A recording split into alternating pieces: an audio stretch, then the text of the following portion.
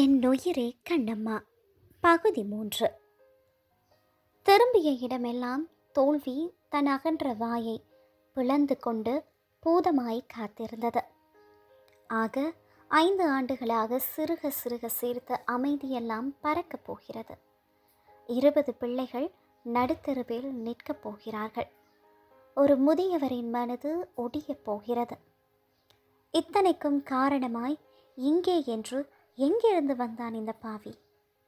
ஒரு ஜீப்பை இங்கும் அங்குமாய் ஓட்டிச் செல்கையில் வாட்டசாட்டமாய் அவன் கல்களில் பற்றிருக்கிறான். அரைகுறையாய் ஒரு மொத்த வடிவமாகத்தான். அவனை நன்றாக பார்ப்பதை அவள் வேண்டுமென்றே தளர்த்தி இருந்தாள். ஏதோ ஒரு தரம் அவளை அவன் அழைப்பது கூட கேட்டது. அவள்தான் சைக்கிளின் வேகத்தை சிறிதும் குறைக்காமல் ஓட்டிச் சென்று விட்டாள். சொல்லப்போனால் வேகத்தை அதிகப்படுத்தியே சென்றாள். ஆனால் நின்று பேசியிருக்க வேண்டுமோ? சட்டென்று ஒன்று தோன்றியது. இத்தனை சாட்சிக்காரர்களின் கால்களில் விழுந்து சோர்வதை விட அந்த சண்டைக்காரனையை சந்தித்து பேசினால் என்ன? மாறு எண்ணி மனது குழம்பும் முன் ஒரு காகிதத்தை எடுத்து அவனுக்கு, அதுதான் அந்த மதுசூதனனுக்கு, ஒரு கடிதம் அவனை சந்திக்க விரும்புவதாக எழுதி தபாலில் சேர்த்து விட்டார். மதுசூதனனுக்கும் அவளை, பாரதியை சந்தித்து பேசுவதில் ஆர்வம் இருந்தது, அவசியமும் இருந்தது. இந்த மாதிரி சமபூமியாய் 20 ஏக்கர் நிலம் மொத்தமாய் வில்லங்கம் ஏதுமில்லாமல் வேறு எங்கே கிடைக்கும்? எல்லையோடு ஓடும் வாய்க்கால் நீர் வேறு ஒரு வரப்பிரசாதம். வெயிலில் வறண்டாலும் நிலத்தடி நீர் இருக்கும் அல்லவா? பண்ணை குடும்பத்தினரை வளைப்பது கூட ஓரளவு இலகுவாகவே முடிந்து போயிற்று. பிரச்சனையே இல்லாமல் நிலம் கைமாறியிருக்கும்.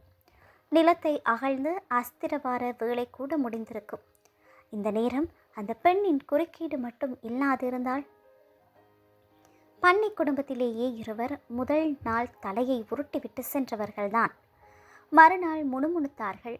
வயலை விற்றுவிட்டு அரிசி வாங்கி சாப்பிடுவதாயின்றி மனைவி கேட்கிறாளாம். மூலம் தேடி பார்க்கையில் பாரதி வேறு சொன்னாள் என்றார்கள். வீட்டு அரிசிக்கு தேவையான மாற்று நிலம் பக்கத்து ஊரில் வாங்கி தருவதாக கூறி சமாளித்தான். பண்ணை விவசாயிகளிடம் வீடு தேடி சென்று பேசி அவள் தூண்டி விடுவதாக கேள்வியுற்றாள். பஞ்சாயத்து தலைவரிடம் அங்கிள் போட்டு குளையடித்து கொண்டிருந்தாள். குடும்பம், குழந்தை, குட்டியோடு அவர்கள் என்ன ஆவார்கள் அங்கிள்? நீங்களும் பிள்ளை குட்டிக்காரர். அந்த ஏழை ஜனங்களின் வயிறு எறிந்தால் கடவுள் உங்களை சும்மா விடுவாரா என்று யோசித்து செய்யுங்கள் அங்கிள். நளினி எப்படி இருக்கிறாள்? ஏதோ அடிக்கடி தலைவரி வருவதாக சொன்னாலே. உடனே டெஸ்ட் செய்து பாருங்கள் அங்கிள்.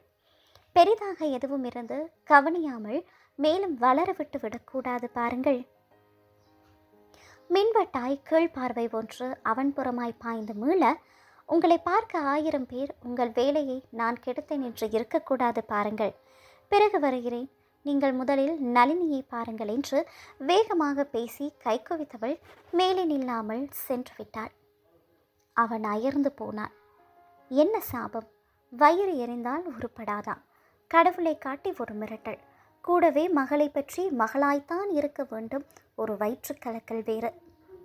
இந்த நேரத்தில் இவரிடம் மேலே பேசி பயனிராது.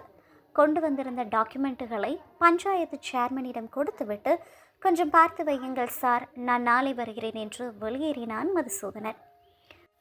மாவட்ட கலெக்டரிடம் சென்றான். மனு ஒன்று வந்திருக்கிறதே மிஸ்டர் மதுசூதனன் என்றார் அவர். சொன்னதோடு நில்லாமல் மனுவையும் அவன் கையில் கொடுத்தார். பார்த்ததும் அவளுக்கு பற்றி கொண்டு வந்தது. பாரதியின் கையொப்பம் தெளிவாக இருந்தது. அவளது கையெழுத்தின் பின்னே காமா சோமா என்று கோணல் மாணலாய் 4-5 ஒப்பங்கள். கோபத்தை அடக்கி கொண்டு, என்ன சார், ஒரு பெண் என்று தொடங்கினான் அவன். அவள் பின்னேயும் சிலர் பேர் நிற்கிறார்களே சார். அவர்களை தூண்டி விடுவது எல்லாம் அவளேதான் சார். வேண்டுமென்றே வம்புக்கு வருகிறாள். தனியாக பணம் அடிக்க பார்க்கிறாள் என்று நினைக்கின்றேன். அவள் அந்த மாதிரி பெண்ணில்லை என்று கேள்விப்பட்டேன் மிஸ்டர் மதுசூதனன். என்னை பொறுத்தவரையில் உங்களுக்கு உதவி செய்யும்படியாக உத்தரவு. அதனாலேயே மிஸ் பாரதியை நான் சந்திக்கவில்லை.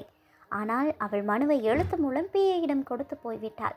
அவள் சொன்னபடி கேட்க வேறு 4-5 பேர் என்று மதுசூதனிடம் கூறினார் கலெக்டர்.